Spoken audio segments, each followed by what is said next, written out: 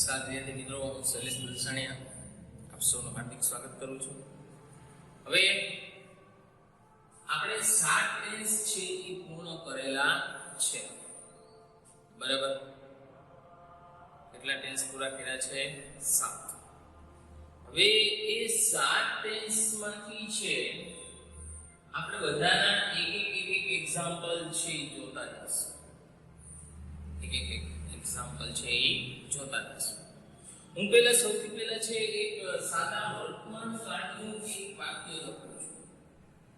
એનું વાક્ય છે સાદા વર્તમાન કાળ.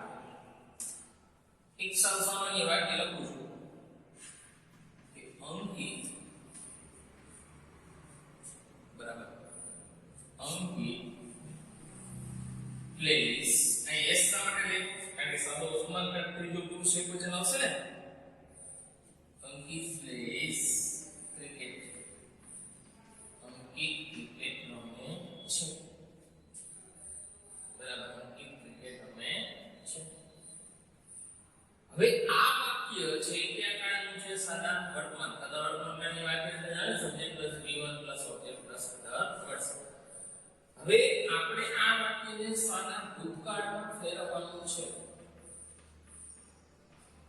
તો સબ્જેક્ટ પ્લસ V2 આવશે ને, તો આવશે અંકિત પ્લેસ નું થઈ જશે પ્લેડ. ખાલી ફેરફાર શું કર્યો? આમાં જો કાળ ચેન્જ કરો કે ક્રિયાપદ ફેરફાર થાય, બીજે કંઈ ફેરફાર નથી કરવાનો. સબ્જેક્ટ ઓબ્જેક્ટ તો એ જ રહે, ખાલી એમાં ફેરફાર કરવાનો તમારે ક્રિયાપદ. આમાં પ્લેસ નું શું થઈ ગયું? પ્લેડ. બીજી વાત કરીએ, સાદો ભવિષ્યકાળ. હવે સાદા ભવિષ્યકાળમાં શું આવે? તો shall be પ્લસ V1 આવે. શું આવે? shall be plus V1. તો પહેલા તો અંકિત, પછી લીડ જ આપણે મૂકતા હતા. V1 આવશે એટલે પ્લે નું V1 નું પ્લે નું અંકિત will play cricket. જે ત્રણે ત્રણ કાળનું વાક્ય થયું. સાદો વર્તમાન કાળ, સાદો ભૂતકાળ અને સાદો ભવિષ્યકાળ. હવે એક ચાલુ વર્તમાન કાળ. એનું કહે છે ચાલુ વર્તમાન કાળ. હવે ચાલુ વર્તમાન કાળમાં એમિઝાર પ્લસ આઈએનજી આવશે. શું આવશે? એમિઝાર પ્લસ આઈએનજી. તો પહેલા શું મૂકશું આપણે? અંકિત પછી is. અંકિત is પછી પ્લે નું આઈએનજી વડું શું થશે? પ્લે. શું થશે? Playing. Ankit is playing cricket. Ankit is playing cricket. તો થઈ ગયું એમિઝાર પ્લસ આઈએનજી. હવે આ વાક્ય તમને ચાલુ ભૂતકાળમાં લખવું હોય, ચાલુ કાળ, ચાલુ ભૂતકાળમાં લખીએ તો શું આવશે? અંકિત. આયા એમિઝારની જગ્યાએ શું થઈ જશે? Was were. તો આવશે Ankit was playing cricket. Ankit was playing cricket. થઈ ગયું. It was playing cricket. હવે વાક્યને પૂર્ણ વર્તમાન કાળમાં લખવું હોય, બરાબર, પૂર્ણ વર્તમાન કાળમાં લખવું હોય તો આમાં આવશે ને અંકિત. પછી હેવેસ પ્લસ V3 મૂકવાનું હોય. શું મૂકવાનું હોય? હેવેસ પ્લસ V3. અંકિત છે તો એ શું આવશે? S. બરાબર, playing It has played cricket. અને has plus V3 થઈ ગયું. હવે એને પૂર્ણ ભૂતકાળમાં ફેરવીએ. અંકિત had. શું હશે? Had.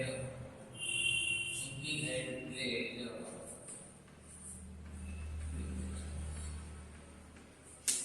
જો આ 7 એ 7 આટલું છે. તમારે ખાલી ફેરફાર ક્યાં કરવાનો છે આ v1 v2 સેલ્યુલર plus v1 am is are plus ing મોઝર plus ing ms plus v3 had plus v3 છે. અને શોર્ટમાં છે ને જો સાદા અવતરણમાં v1 આવે, સાદા ભૂતકાળમાં શું આવે v2, સાદા ભવિષ્યકાળમાં તો કે v ખાલી આપણે એક જ રાખીએ છે v પ્લસ v1. પછી ચાલુ વર્તમાનકાળમાં શું આવે તો m is r પ્લસ શું આવે ing. પછી ચાલુ ભૂતકાળમાં શું આવે તો કે was when. આ ખાલી ફોર્મ યાદ રાખવું પડે. અને આમાં have has પ્લસ v3 અને આમાં શું આવે had પ્લસ v3. જો તમારે શોર્ટમાં યાદ રાખવાની આ બધી ટ્રીક છે. v1 સાદો વર્તમાનકાળ v1 v2 આપણે જોડી બનાવ્યા. સાદા વર્તમાન સાદો ભૂતકાળ v1 v2. પછી સાદા ભવિષ્યકાળને થોડું અલગ છે સેલ્યુલર પ્લસ v. ચાલુ વર્તમાનકાળ ચાલુ ભૂતકાળની જોડી બનાવવાની એમિઝાર પ્લસ ing બોઝવેર પ્લસ ing. પછી પૂર્ણ વર્તમાનકાળ પૂર્ણ ભૂતકાળની જોડી બનાવવાની has plus v3 had plus v3.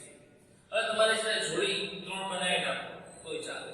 એક આને આપવા તો કયા સાદો ભવિષ્યકાળ એમાં બોલવું પડે સેલ્યુલર પ્લસ v1 બરાબર. એટલે ખાસ ધ્યાન રાખજો કે આ બે કે જોડીમાં તમે છે ને યાદ રાખશો તો યાદ રહી જશે. આ શોર્ટ ટ્રીક છે સાહેબ. અને આ સેલ્યુલર પ્લસ v1 છે સાદો ભવિષ્યકાળ એમાં થોડું અપવાદ છે. બાકી બધા ઓકે.